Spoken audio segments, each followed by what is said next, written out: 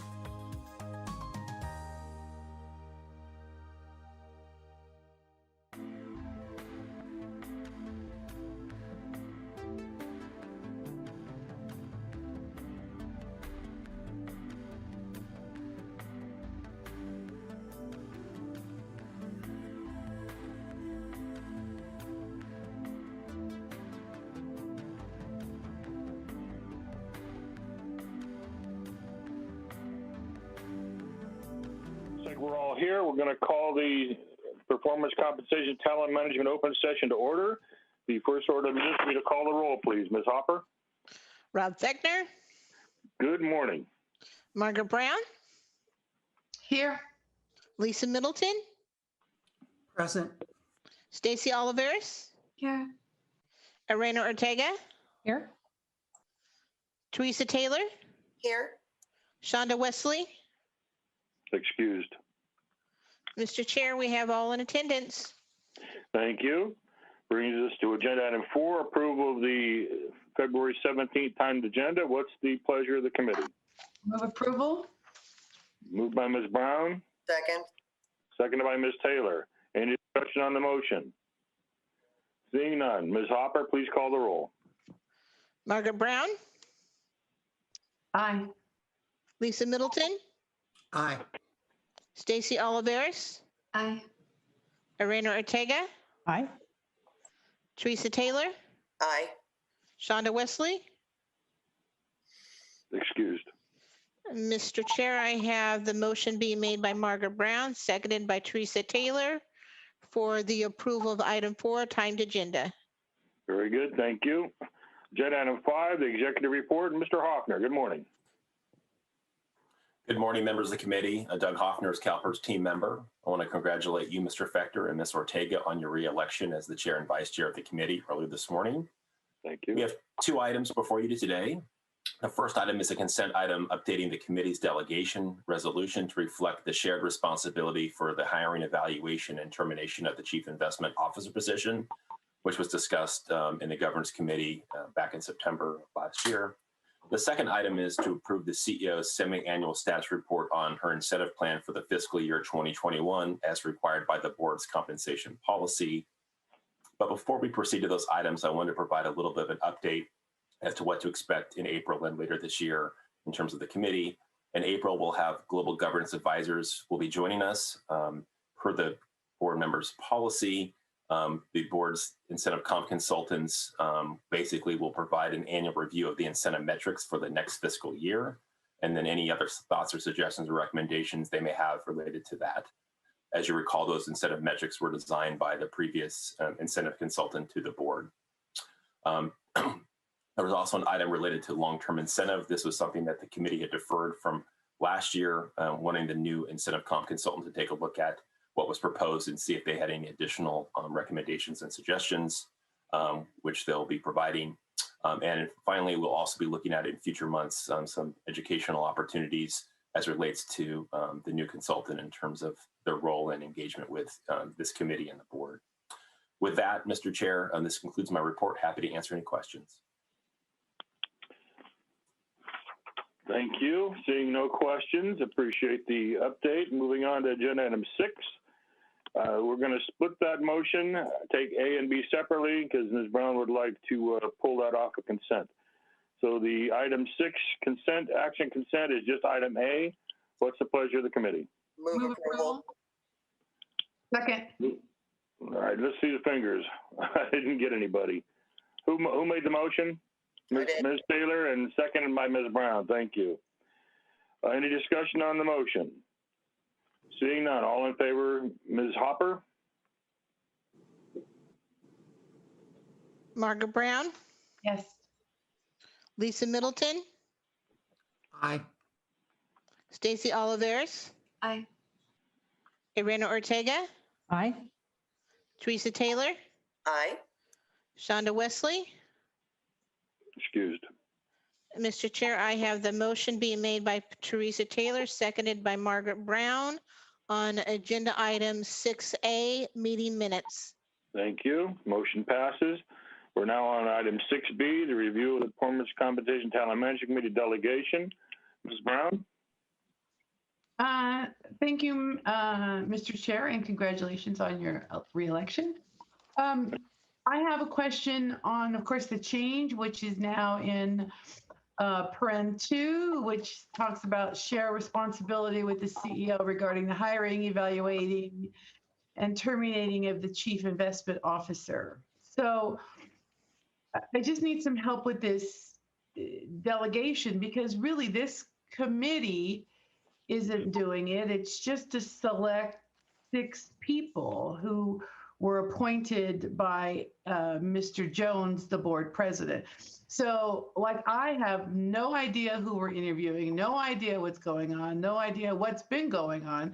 The board is not, this committee is not doing it. It's actually just a select subcommittee. So tell me how this change comports with what we're doing practically. Mr. Hoffner? Well, this change is prospective. Would be effective whenever the committee makes the change or modifies this. If they do, this would go to the full board, and then with all committee delegations, those roll up into an agenda item that comes before, I believe, the governance committee in a future month. So what we're looking at now is essentially a process of going through a recruitment for a CIO based on the current delegation that exists today. So the current process we're using with the subcommittee, nothing's been delegated to that subcommittee currently.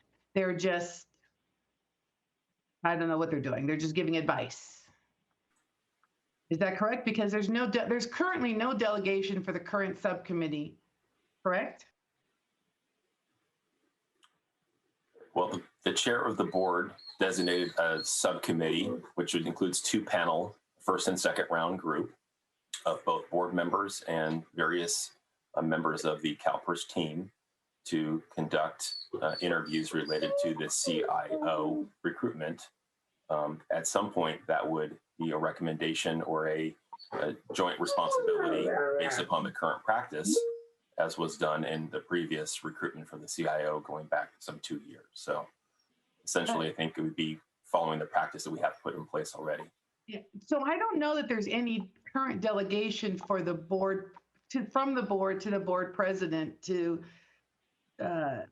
pick a subcommittee to interview the CIO. And by the way, that I don't have a dog in the background. Somebody else does. I have a puppy, but it doesn't make that noise. I believe that's my dog. I apologize. I've got a couple 4-legged friends here at the door. Yeah. I think they need to be petted or something. But anyways, I don't understand how we have the current subcommittee meeting without an appropriate delegation. I don't think we have one, and if we do, then if you could point that to me, that'd be great. And maybe it's not under this delegation, maybe it's on another one, but I don't know that this future delegation comports with the current process we're using. Mr. Brown, Mr. Jones, do you want to weigh in here? Yes, thank you, Mr. Chair. Yes, at the governance committee a couple months ago, this item came up about changing the hiring of the CIO to be shared with the board, and that did pass in governance committee. And so as a result of that passage in the governance committee, then it delegated to the board to share in the hiring of the CIO. And you may recognize that the board as a whole has a enormous responsibility, but we all don't participate in every activity. And so as the chair, the president of the board, to make sure that the board had shared responsibility in this process, I nominated 6 members of the board to represent the board to hire the next CIO, with the proviso that that person would come before the full board at some point in the future. Yeah, if I could get Mr. Hoffner just at some point in the future to get back to me under what delegated authority the current subcommittee is working, and then I'll move approval on this. I do agree that the board wants some say in what happens on the hiring and the evaluating and the terminating of the CIO. I do agree with this, but I just don't understand how the current process is working, since I don't see any kind of authority for the subcommittee. Yeah, and Mr. Hoffner, you can look to the governance committee, because I recall we had a very lengthy debate on this issue. And matter of fact, we drafted the language during the discussion, and it was adopted by the governance committee at that time. Okay? I'd be happy to pull that information for a future committee meeting. Okay. Thank you. If there's no other issues, I see that Ms. Arena does. Go ahead. Ms. Ortega. Yeah, I think the information that Ms. Brown asked Mr. Hoffner to provide us will be helpful. But I, as a member of the group that's participating in the CIO search, I hadn't understood that any authority had been delegated to us, like actual authority. I had thought of it more in terms of a committee, like when we review new consultants, interview the consultants that are, proposing to provide services to the board. So if there is in fact an authority that's been delegated to our group, that would be helpful to understand. I hadn't thought of it that way myself, so. Very good, thank you. So seeing no other request to speak, this is an action item. Do we have a motion from the committee? Move approval. Ms. Brown makes the motion, second. Second. Second by Ms. Taylor.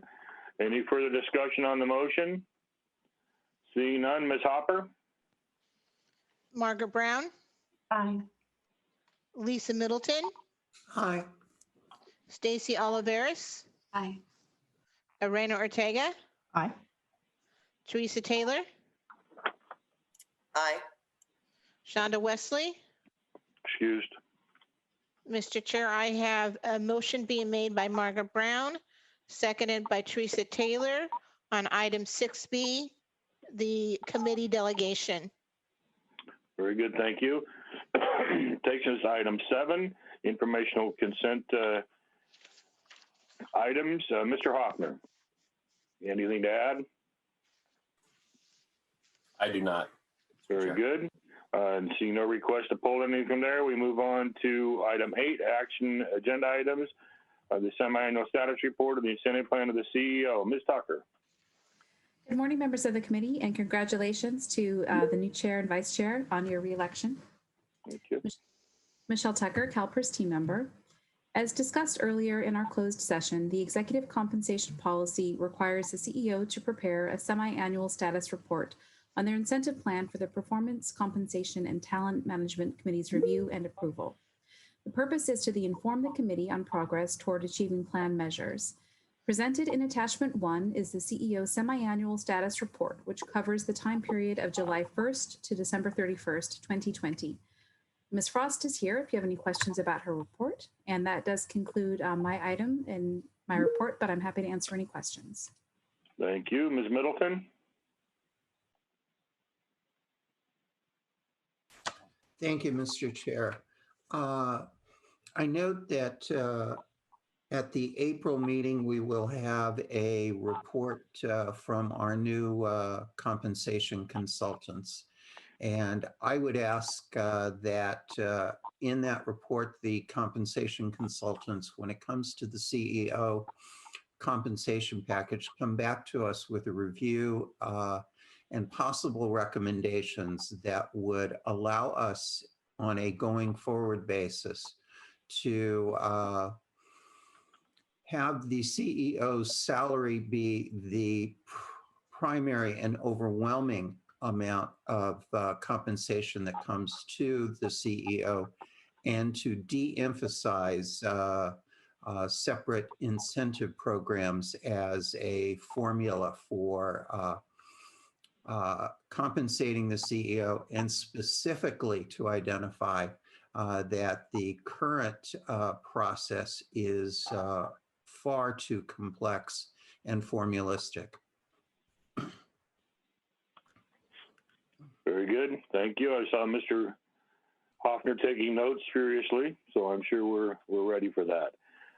Ms. Tucker, anything Ms. Tucker, anything you'd like to add at this point? No, Mr. Chair. All right. Seeing no other questions or comments, this is an action item. Do we have a motion from the committee? Move approval. Been moved by Ms. Taylor. Seconded by Ms. Middleton. Any further discussion on the motion? Seeing nothing in the chat, Ms. Hopper, please. Margaret Brown, Aye. Lisa Middleton, Aye. Stacy Oliveris, Aye. Elena Ortega, Aye. Teresa Taylor, Aye. Shonda Wesley.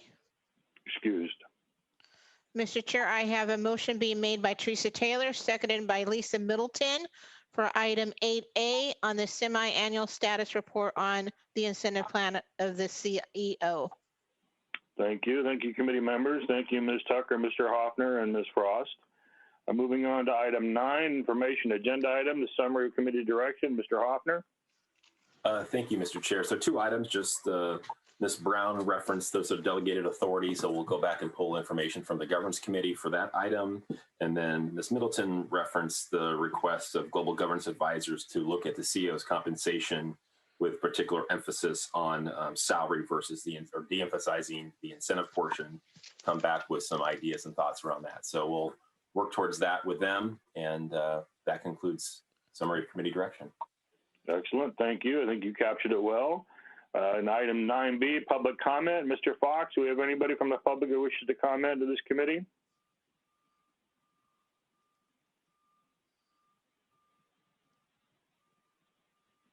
No, Mr. Chair, there are no callers at this time. Very good. Thank you very much. With that, then this committee is prepared to adjourn. Mr. Miller, what time would you like to start risk and audit? You're on mute. You're still muted, David. There you go. Let's do 11:20. That gives people 10 minutes to get reorganized and refreshed, and we'll start at 11:20. Very good. 11:20. The Performance Compensation Committee is now adjourned. Thank you, everyone. See you next month.